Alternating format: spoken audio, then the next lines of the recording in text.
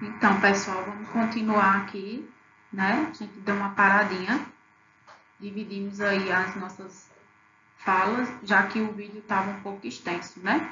Então, a gente retoma falando sobre tempo versus clima, que é algo que todo mundo confunde muito, né? Por quê? Porque tem-se o hábito de falar que o clima muda, né? De uma forma muito comum, a gente tende a dizer que o clima muda. Então, assim, é muito comum, né, a gente falar que o clima, ele mudou. Hoje o clima está quente, hoje o clima está mais frio. Quando, na verdade, a gente fala isso de um modo, né, coloquial, e que não é o modo correto da gente falar. Por quê? Porque o clima, ele é uma sucessão de eventos climáticos, uma sucessão de eventos meteorológicos, né? Então, para a gente poder ter um clima e realmente dizer que aquele clima é um clima temperado, um clima do Mediterrâneo, um clima tropical, a gente precisa de, no mínimo, uma série de dados de 30 anos, né? De dados de chuva, de temperatura, de umidade relativa do ar. Então, assim, a gente não pode dizer, e é errôneo dizer, né, que o clima muda. O que é que muda constantemente? O que é que muda no nosso dia a dia? O tempo, né? Já o tempo, ele é variável no espaço-tempo. Então, a gente pode dizer que o tempo mudou. Ah, hoje o tempo está chuvoso, hoje o tempo está mais quente, hoje o tempo está mais frio, tá? Mas a gente não deve dizer isso para o clima. O clima, ele é uma constante, né? Que a gente precisa aí de uma série de dados chamado também de normal climatológica e que precisa-se de no mínimo 30 anos para a gente poder balizar e dizer o clima de determinada região ou de determinado lugar é este ou aquele, certo? Então vamos lá. Tempo é o estado médio da atmosfera num determinado momento em um determinado lugar, tá? Denota qualidade como quente, frio, úmido, seco, nublado, ensolarado, a ocorrência de chuvas, a velocidade e a direção do vento, a ocorrência de granizo, de neve, etc. Então, o tempo, ele diz respeito também aos fenômenos meteorológicos, mas variáveis, né? Aquilo que pode ocorrer, né, diariamente na nossa vida. E isso a gente diz na nossa vida porque a gente faz parte desse ambiente que é a natureza, né, que é o meio ambiente. Então, o tempo, ele é variável e muda em curto espaço de tempo, em curto período, né, como eu acabei de falar para vocês. Já o clima, ele é o conjunto de fenômenos meteorológicos que define a atmosfera de determinado lugar, né? Por exemplo, se a gente está no Nordeste goiano, por que é que o Nordeste goiano ele tem uma característica de clima seco e úmido, né? Por que é que ele tem, digamos que, característica de um clima quente e árido, né? Talvez seja por conta do seu quantitativo de chuvas, né? A variação das chuvas durante o ano. A gente tem um período do ano onde as chuvas são mais densas, né? E no restante do ano a gente tem um período maior de estiagem e onde o calor, ou seja, o recebimento de radiação, o recebimento de energia é maior ao longo do ano. Então, fatores como temperatura, certo? Recebimento de radiação solar e a quantidade de chuvas são elementos que fazem parte desse estudo para a gente determinar o clima de uma determinada região, tá certo? Então, o clima ele é a combinação mais durável dos fenômenos meteorológicos, que são os fatores do tempo, né? Que estão dentro dos fatores do tempo, como é a ocorrência de chuvas e a quantidade, o tempo que essa chuva ela tende a durar, permanecer, que se sucede de ano para ano em determinada região. E é pelo mesmo que a gente precisa de uma série de dados históricos de pelo menos 30 anos para poder dizer que o clima de uma região é este ou aquele, tá bom? O clima de uma região é determinado pela variação de seus elementos, como o comprimento de radiação de ondas longas, temperatura, né, umidade relativa do ar, os ventos, precipitação. Então, a gente relativiza tudo isso para poder fazer uma análise do clima e dizer, né, que o clima é este ou aquele. Mas vamos lá. Então, os conceitos, né? O que são elementos climáticos e o que são fatores climáticos. Então, elementos climáticos são grandezas meteorológicas que variam no tempo e no espaço e que se comunicam ao meio atmosférico, né? Suas características e propriedades peculiares, como temperatura, umidade, chuva, vento, nebulosidade, pressão atmosférica e radiação solar, fazem parte desse caminho que a gente vai ter para reunir informações, né? E dizer qual é o clima de determinado lugar. E os fatores climáticos, o que seriam eles, né? Os fatores climáticos, eles influenciam a permanência, a duração e a vida útil de cada um dos fatores, dos elementos climáticos, né? Então, os fatores climáticos, eles influenciam os elementos climáticos, modificando estes, né? E modificando o clima de um determinado lugar. São eles, né? Quem são os fatores climáticos? São o relevo, o tipo de latitude, a altitude, né? O tipo de lugar também, tudo isso é influenciado. Então, quando a gente fala de elementos e fatores, existe diferença sim, tá, pessoal? Não é para estar conversando ou falando que elemento tal é esse, fator tal é esse, como se fossem a mesma coisa. Elemento climático são os que a gente cita aqui em cima, em amarelo, certo? E os fatores climáticos são aqueles que estão a ponto de modificar o ambiente, como modificar o relevo, modificar a altitude, latitude, certo? Então, os fatores, eles influenciam os elementos climáticos, tá certo? Vamos lá. Então, alguns dos elementos climáticos para a gente tratar hoje aqui, né? Como, por exemplo, a gente vai ter a temperatura do ar, né? A gente sabe que a temperatura ela é um elemento importantíssimo para a vida de todos nós que somos animais, né? Que somos seres vivos. Ela influencia na nossa existência e na nossa vida no planeta. Por isso que a energia que a gente recebe do Sol, né? A radiação solar ela é tão importante, porque ela faz com que nós consigamos permanecer aquecidos, por sermos, né, animais homeotérmicos. Nem todos são, mesmo aqueles que não são, que não necessitam manter ou reter a temperatura dentro do corpo, eles precisam fazer as trocas, né? E para poder ter as trocas com o ambiente, as trocas gasosas, as trocas de excreção, eles ainda assim precisam da radiação solar. Então, a temperatura do ar, ela é um elemento também importante como elemento climático. Então, a temperatura do ar, o que seria, né? É o estado atmosférico do ar que nos dá a sensação de frio ou de calor, né? A sensação que nós sentimos de frio ou de calor. Geralmente medida em grau centígrado, onde o 0 graus Celsius corresponde à temperatura do gelo em fusão e 100 graus Celsius a do vapor da água em ebulição, aquela água que a gente coloca lá na chaleira em casa e de repente a chaleira apita ou a gente percebe que a água está em processo de ebulição, né? Está formando borbulhas. Então, aquela água, quando chega nesse estágio de borbulhar, é porque ela já atingiu os 100 graus Celsius, certo, pessoal? Então, vamos lá. Possui efeito direto sobre os animais, a nossa vida, como eu falei no início, né? E que eu digo a nossa vida porque todos nós somos animais. Mas isso influencia na qualidade de vida, né, dos animais como um todo e influencia também na nossa forma de suportar o ambiente no qual vivemos. E pelo mesmo a qualidade de vida que vamos ter naquele lugar, se a gente consegue suportar e viver bem, se adaptar ou não, certo?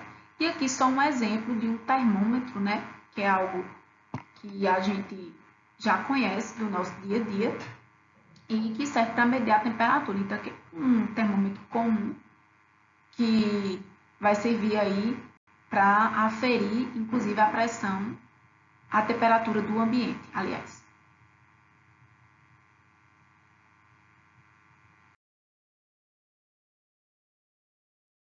Então, vamos lá, a umidade relativa, né? A umidade relativa, ela também faz parte de um desses elementos climáticos. Então, quando a gente fala de umidade relativa, a gente está falando do ar que tem a capacidade de reter água. Quantas vezes a gente sai de casa, principalmente as mulheres, né? E diz assim, meu cabelo tá com frizz, ou eu fiz uma escova no cabelo e não vai adiantar de nada, porque choveu e o ar tá com muita água, né? Com muitas gotículas de água. Então, o cabelo vai cair, a chapinha vai cair, a escova, enfim, não vai dar certo. Então, quando a gente fala de umidade relativa, é a quantidade de água ou de gotículas de água que a gente vai ter no ar que a gente respira, né? Enfim, quando a gente fala disso, quando a gente está num lugar bem seco, como Brasília, né? Em determinadas épocas do ano, a gente diz, nossa, tá difícil de respirar. O ar tá muito seco, né? Por quê? Porque a gente necessita que o ar tenha uma certa umidade para que a gente consiga absorver com a maior facilidade o oxigênio, que é o que nos mantém vivos, certo? Então, é necessário que o ar ele tenha essa capacidade de reter água para facilitar as nossas trocas com o ambiente, né? Ou seja, a gente inspira oxigênio e o quê? Expira gás carbônico, certo? Então, vamos lá, continuando. A umidade relativa, ela corresponde ou diz respeito à quantidade de água em relação à quantidade presente na atmosfera saturada, certo? Que é o que a gente acabou de falar de uma forma mais simples, para que vocês pudessem entender. Então, por exemplo, aqui, né? A umidade relativa de 75%. É uma massa de ar do ambiente que está com 75% de sua capacidade com retenção de água. Significa que o ar ele está com bastante água, né? É tanto que é quando a gente sente a pele assim um pouco pegajosa, como se a gente estivesse suando muito, né? Mas na verdade é a umidade que está ao nosso redor no ar que acaba se fixando na pele e a gente sente o ambiente mais úmido e por isso fica como se tivesse uma sensação na pele um pouco ruim, né? De pegajosidade, digamos assim. E aqui, por último, a capacidade de saturação de água pela massa de ar depende da temperatura. Por exemplo, num dia que chove mais, né? Se não tiver um dia muito quente, obviamente vai haver uma queda da temperatura, né? E aí, quando a gente diz que a capacidade de saturação de água pela massa de ar depende da temperatura, é por quê? Porque se chove e a gente tem uma quantidade maior de água no ar e a temperatura estiver alta nesse dia, rapidamente esse ar vai ficar o quê? Mais seco, né? Vai perder essa capacidade de retenção de água nele. Mas se o dia realmente está mais frio, a gente pode perceber, e eu digo perceber porque a gente pode sentir na pele, certo? Que o ar ele vai ter uma capacidade de saturação maior em detrimento da sua massa de ar. Então, a temperatura ali vai estar menor, não vai capturar tanta água, ou seja, não vai evaporar tanta água, e pelo mesmo, a gente vai ter um ar mais seco. Aí vocês poderiam dizer, mas professora, a gente só tem umidade relativa do ar quando chove? Não, não foi isso que eu disse, tá? Eu só dei um exemplo daquilo que é mais perceptível, inclusive, na nossa pele quando se chove. Mas a umidade relativa do ar, ela existe em todo o tempo e é pelo mesmo que nós temos uma facilidade maior de conseguir respirar, tá certo? Facilita as trocas entre nós, seres vivos, né? Todos eles, animais pensantes e não pensantes, com o ambiente externo, tá bom? Então, aqui a gente vai ter um exemplo da capacidade de retenção do ar, certo? Com a temperatura do ambiente. Se essa curva está subindo, significa que a capacidade de retenção do ar está o quê? Alta, né? Positiva. Se essa curva estivesse aqui, né? Descendo, significa que a nossa capacidade de retenção da água em relação à massa de ar estaria o quê? Baixa, né? Ou bem reduzida para quase nula, tá certo? E aqui só um exemplo para vocês de como é mensurada a umidade relativa, né? Através do psicômetro que mede a umidade relativa do ar. Então, a gente tem esses dois tipos de aparelhos aqui, né? Que faz essa análise e a gente consegue medir com a maior precisão qual a umidade relativa do ar para determinada hora do dia.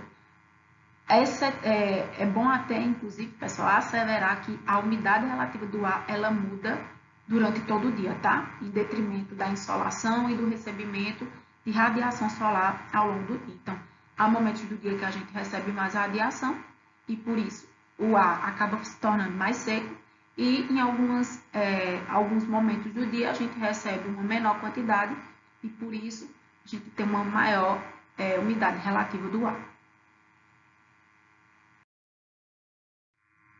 Um outro elemento importantíssimo, inclusive para o bem-estar humano, é o vento, né? Ele faz parte também desses elementos climáticos e diz respeito à movimentação da massa de ar, né? Como as massas de ar são levadas de um lugar para o outro. Então, o vento é um dos agentes responsáveis pela dissipação do calor do animal pelo ambiente, é uma forma da gente sentir refrigério, né? E os animais, os ruminantes principalmente, conseguirem dispersar, né, esse calor pelo ambiente e não diminui a temperatura do ar, mas ela melhora, o vento ele melhora a sensação térmica do animal, ou seja, professor, hoje está bem ventilado, eu estou sentindo que a temperatura está menor. Não, não se faz isso, tá? A temperatura do ar, ela não vai mudar em detrimento do vento. O que vai acontecer é uma melhora, certo? Da sensação térmica desse animal. Ele, justamente por sentir o vento em geral está com umidade, né, que é o que a gente acabou de falar, vai dar uma sensação de bem-estar e de conforto ao animal, ok? Seguindo, pessoal, esse aqui é o mais importante, né, um dos mais importantes, haja vista que todos os animais dependem muitíssimamente dele, né? E o clima, para fazer o estudo do clima, dois elementos são importantíssimos, né? A temperatura e a precipitação pluviométrica, para a gente ter uma base de fazer e de realizar o estudo. Então, a precipitação pluviométrica, ela nada mais é do que a chuva, né? É a precipitação em estado líquido, ou seja, é a água precipitando no estado líquido. Entendam que a gente tem ela no estado o quê? Gasoso e sólido também, né? Então, a água ela não tem só o estado líquido, e por isso que a gente está severo aqui. Ela influencia diretamente a umidade relativa do ar, aquele exemplo que eu acabei de dar para vocês quando a gente falava de umidade relativa, tá? E pode prejudicar a saúde e o conforto dos animais, né? Por que pode prejudicar? Porque se a gente tem uma quantidade abaixo do esperado, a gente pode ter falta de água, né, para esses animais e também para melhorar a umidade relativa para esses animais e, consequentemente, a temperatura do ambiente. E se a gente tem demasia, também pode vir a prejudicar em detrimento dos locais e da forma como esse animal ele está sendo alocado nas fazendas, por exemplo, né? Então, a precipitação pluviométrica ela pode vir a prejudicar a saúde e o conforto dos animais, sim, tá? Aqui nós temos um exemplo, né, de um pluviômetro que ele mede a quantidade, né, de chuva precipitada, de água precipitada. Então, é uma forma da gente saber, através desses milímetros aqui, a gente consegue fazer uma conta, né, em detrimento da área onde ocorreu essa precipitação e saber quantos milhões de cubos de água, enfim, conseguiu chover em determinado período de tempo naquela localidade. Então, é um produto que a gente tem comumente nas estações meteorológicas, tá?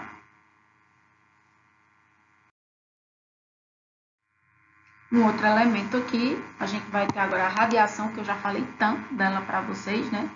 Então, a radiação, ela é o calor, né, recebido de tudo que rodeia o animal, do sol, das paredes de concreto, dos outros animais, do próprio solo, né, enfim, da infinidade de coisas que rodeiam esse animal. Então, a radiação, ela também é recebida através dos objetos e não só diretamente do sol, tá? E de forma indireta a gente recebe energia e pelo mesmo calor do sol, das paredes, dos outros animais, certo? A radiação solar, ela somente 31% dela atinge a superfície terrestre, significa que todo o restante é dissipado na atmosfera, né? Então, 31% consegue chegar onde nós habitamos, né? Na superfície. Todo o resto é dissipado na atmosfera até chegar ao espaço, né? Então, como é que é essa continha? Como é que a gente sabe exatamente para onde vai essas porções, né? Essas percentagens. Então, 30% dessa radiação solar, ela é refletida, né? Através de reflexão, ela é refletida pelas camadas de nuvens e volta para o espaço, e 6% é refletido pelo solo, né? Então, é uma parte da energia que a gente não consegue absorver. Cerca de 15%, tá? Cerca de 15% é absorvida na atmosfera pelo vapor de água, ou seja, tudo que existe na atmosfera absorve radiação, tá? Então, 15% é absorvida na atmosfera pelo vapor de água, CO2 e as demais partículas, como os aerosóis, por exemplo. Aproximadamente 3% é absorvido na ionosfera, na formação do ozônio, que é a camada ali, que é a penúltima camada antes da gente chegar por fora da atmosfera terrestre, né? Que seria o espaço, tá? E uma outra parte, cerca de 15% da radiação solar incidente é dispersada, né, pelas partículas sólidas e gasosas. Então, 30% dessa radiação ela é refletida, 15% é absorvida e mais 15% é dispersada pelas partículas sólidas e gasosas que existem na nossa atmosfera, certo? Então, a radiação solar que incide sobre a superfície terrestre, ela vem como 100%, mas a gente subdivide, né? Então, 3% dessa radiação vai estar aqui entre a mesosfera e a ionosfera, né? Que é 3% dessa radiação que colabora para a formação de ozônio. Aqui nós temos a última camada, que seria, de fato, a exosfera, tá? Antes de chegar no espaço. E aí, mais 15% é absorvida aqui na estratosfera, que a gente já estudou cada uma das camadas, né? Então, é absorvida pela água, pelo CO2 e pelos aerosóis. Na troposfera, né, que é onde nós estamos, a superfície terrestre, é a camada mais pertinho dos indivíduos da superfície terrestre, essa radiação ela é dispersa em 15%, certo? E as demais partes são absorvidas pela hidrosfera e litosfera. A hidrosfera, que são os mares, os oceanos e os lagos, e a litosfera, as rochas e as subsuperfícies terrestres, né? Que é a parte que a gente não vê. Então, há também a absorção de radiação através dessas outras camadas aqui, tá bom? E aí, a outra parte que não é recebida por nenhuma dessas camadas é reflexiva, né? Ou seja, 30% é reflexiva e vai para onde? Para as nuvens, né? Por isso que 30% da energia recebida, ela volta para o espaço, né? Através das nuvens.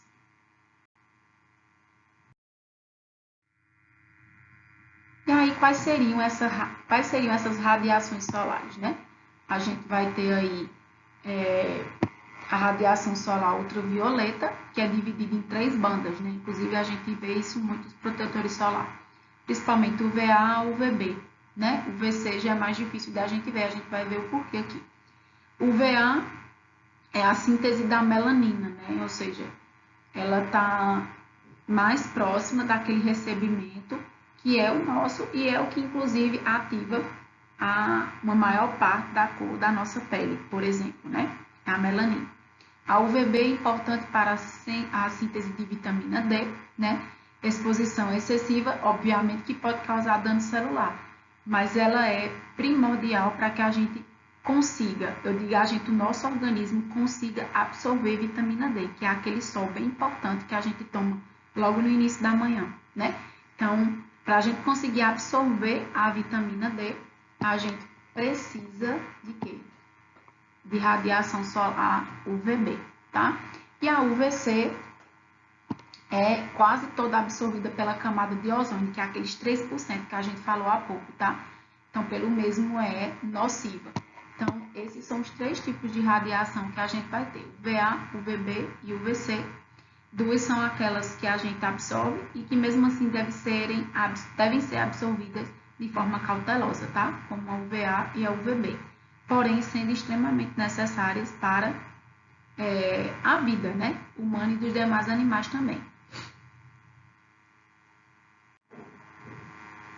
E aqui só um exemplo rápido aqui para vocês sobre o globo negro como uma curiosidade, né? Sendo uma esfera de cobre com cerca de 150 milímetros, possui o seu exterior em preto fosco, né? E a gente consegue fazer algumas análises com ele. Então, ele mede a temperatura do ar, né? Em função da temperatura e da umidade relativa do ar e principalmente a temperatura do vento. Então, a gente consegue fazer uma correlação entre essas informações e obter outros tipos de amostragem, né, sobre o clima.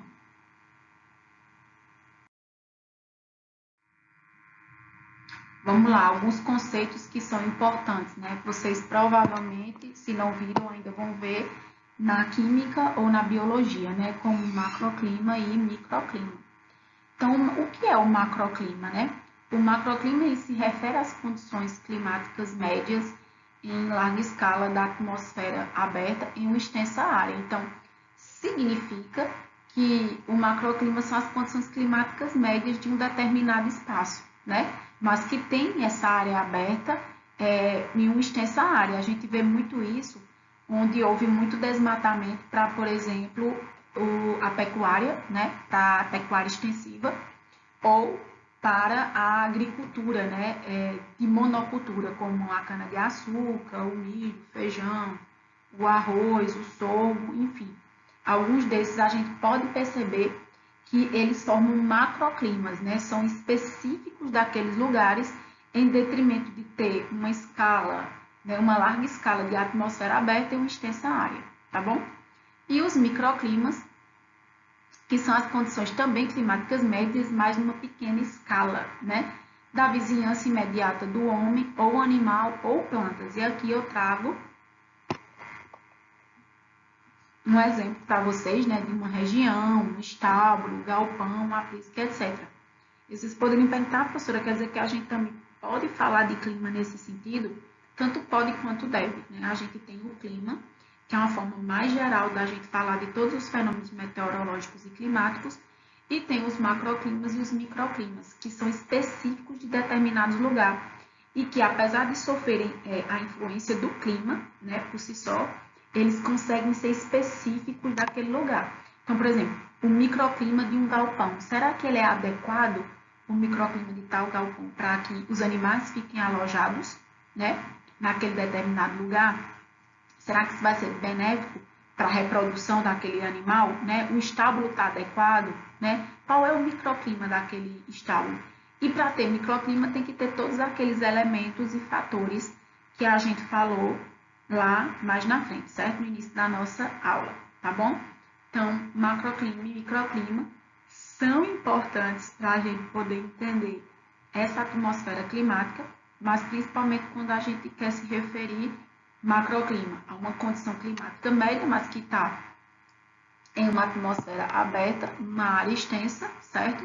E o microclima quando a gente tem uma área que está numa pequena escala, né? Ou seja, que tem pouco circunvizinhança, o homem, animal ou plantas, tá bom? E pode ter exemplos como os citados aqui para vocês na imagem, tá bom?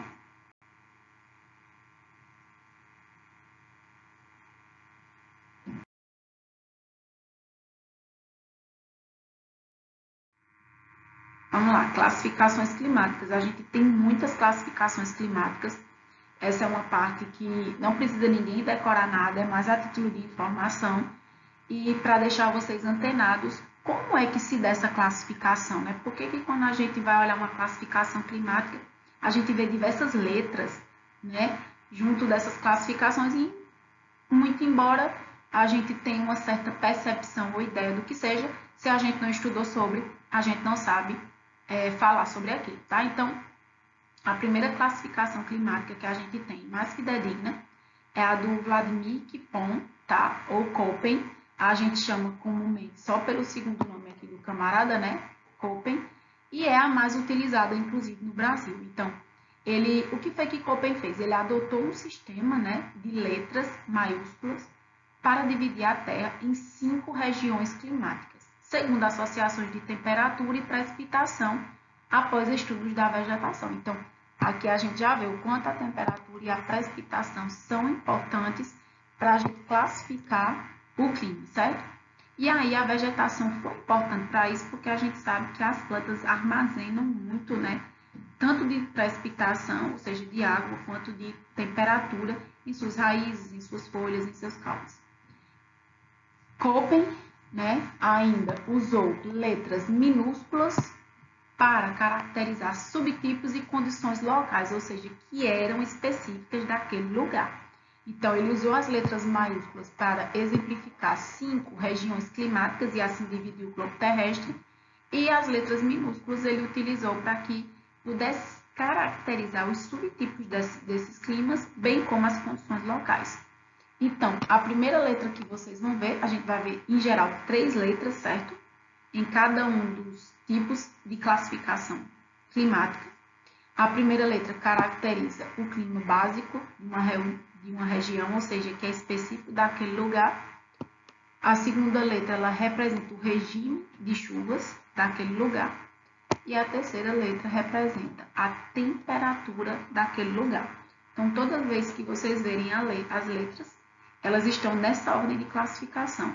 A primeira caracterizando o clima básico da região, a segunda representando o regime de chuvas e a terceira representando a temperatura, certo?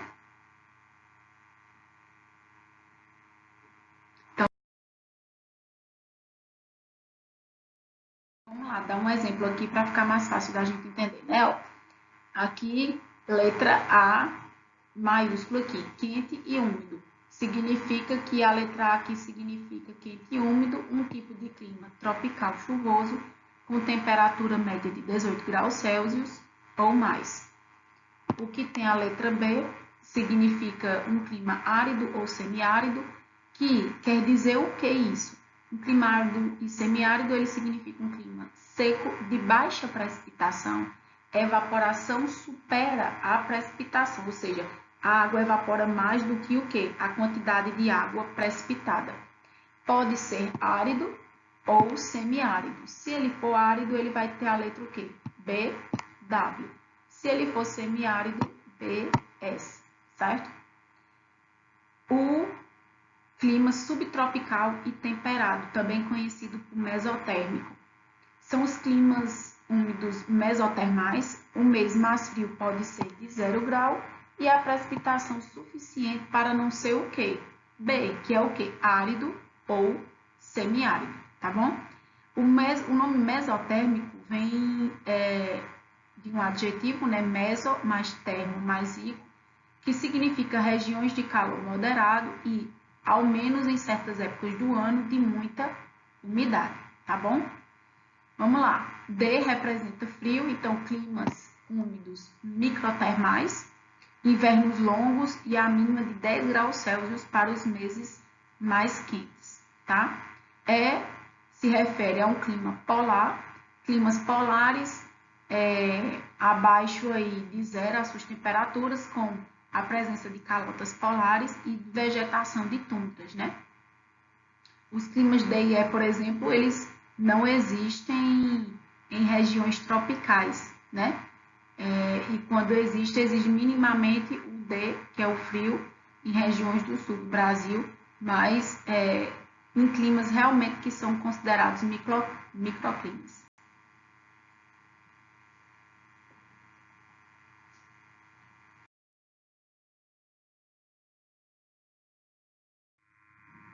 Continuando, agora a gente vai para as letras o quê, pessoal? As letras minúsculas, né? Então, as classificações climáticas quanto às precipitações, a gente vai ter F representando sempre úmido, ou seja, não há seca nessa região, tá? S, os verões secos e as chuvas de inverno, tá bom?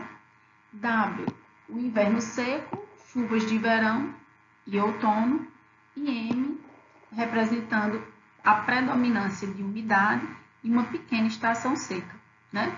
Então, o Brasil ele é permeado por várias dessas letras aí, principalmente os invernos secos, as chuvas de verão, né, e outono, e alguns lugares também predominantemente úmidos, né, com pequenas estações secas, que é o caso da Amazônia, por exemplo, a região amazônica, verões secos e chuvas de inverno, que é o que acontece no Nordeste do Brasil, e sempre úmido, quando não há seca, algumas partes específicas de Mata Atlântica no Brasil, tá certo? Então, classificação climática quanto às temperaturas. A letra A significa verão quente, acima de 22 graus Celsius. B, verão brando, abaixo de 22 graus Celsius. C, verão curto, pelo menos 4 meses acima de 10 graus Celsius, né? Que significa que a maior parte do ano é o que? Frio, né? Menos de 10. D, minúsculo, inverno longo e frio. E H, quente o ano todo.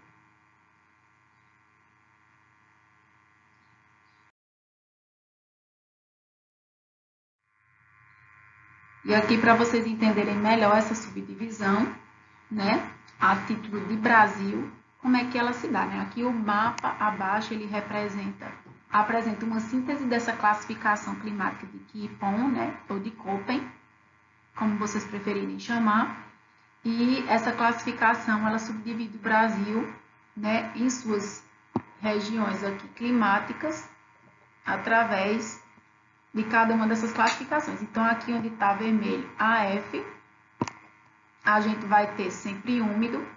AM, que é todo esse espaço aqui, a gente vai ter uma curta estação seca, né, que está bem perto ali da Amazônia. Então, a parte que diz respeito à Amazônia mesmo aqui, né, perto de Manaus, a gente sempre vai ter úmido.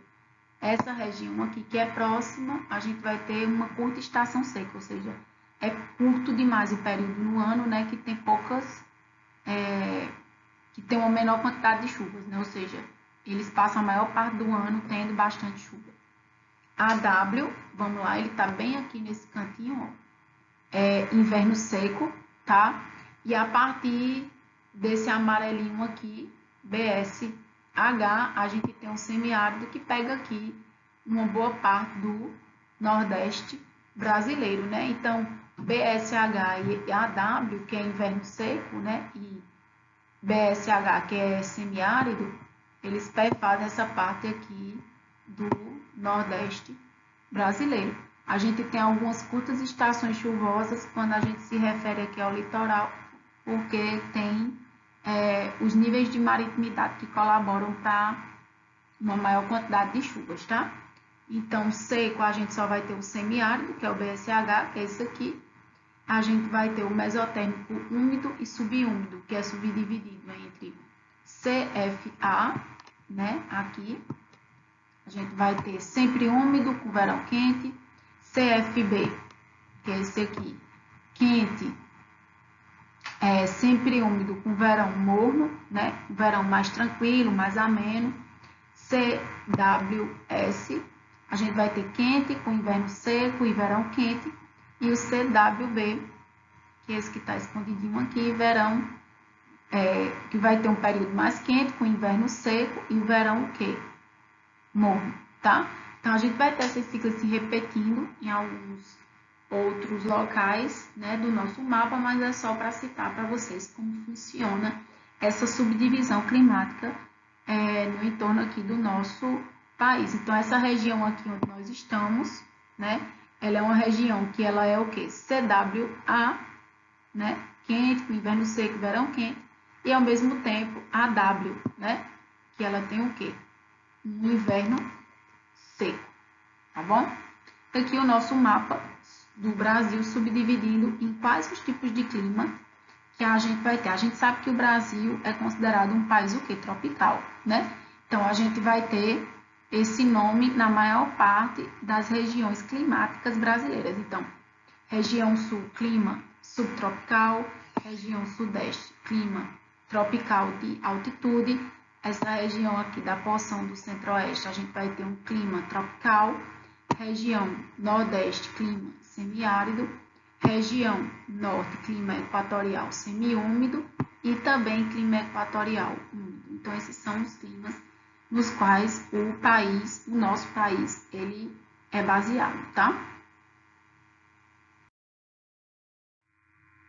Vamos lá, os climas brasileiros, né? A gente já citou eles agora, nesse último slide, e vamos lá classificar eles, né? Então, segundo Antunes, o clima nas diferentes regiões do Brasil é assim classificado, né? Em equatorial, né? Com temperaturas entre 25 e 27 graus Celsius, uma pluviosidade média de 2.000 milímetros anuais, o que significa que a região de clima equatorial ela é bem chuvosa, né? Ao longo do ano, com reduzida amplitude térmica, significa que as temperaturas não oscilam tanto, né? Ou seja, a gente tem ao longo do ano as temperaturas elas permanecem entre 25 e 27 graus, então isso significa uma reduzida amplitude térmica. E em geral ocorre na maior parte da Amazônia, tá bom? Clima semiárido, vamos lá para ele. É o clima onde as temperaturas geralmente variam acima de 25 graus, né? Por receber até uma quantidade maior de energia e por estar mais próximo da linha do Equador. Ocorrem chuvas inferiores a 1.000 milímetros por ano, isso significa uma reduzida capacidade de precipitação e pelo mesmo de estudos pluviométricos, né? E, em geral, ocorre no sertão nordestino e na região do São Francisco, que perfaz toda a parte da região nordeste.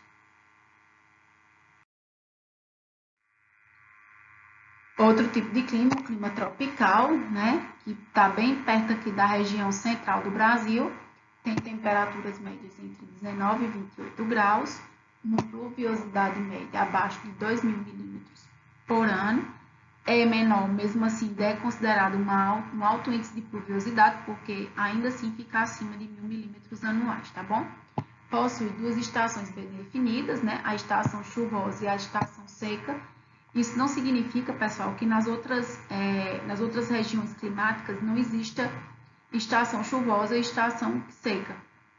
Porém, nesse caso, né, do clima tropical da região mais do centro-oeste brasileiro, a gente tem uma definição mais exata dos períodos chuvosos e dos períodos de estiagem, né? Ou seja, chuvosos e de seca.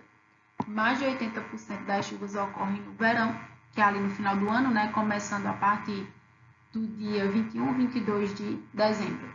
E ocorre, em sua maioria, no Brasil Central, parte da Bahia, Minas Gerais e o litoral do Nordeste. Então, quando a gente fala de Brasil Central, a gente está falando aí da porção, uma parte da porção centro-oeste brasileira, tá bom? O próximo, tropical de altitude, possui temperaturas médias anuais entre 19 e 27 graus, né? Uma pluviosidade média de 1.500 milímetros anuais e ocorre em geral no Sudeste, né? E uma pequena parte do Mato Grosso do Sul.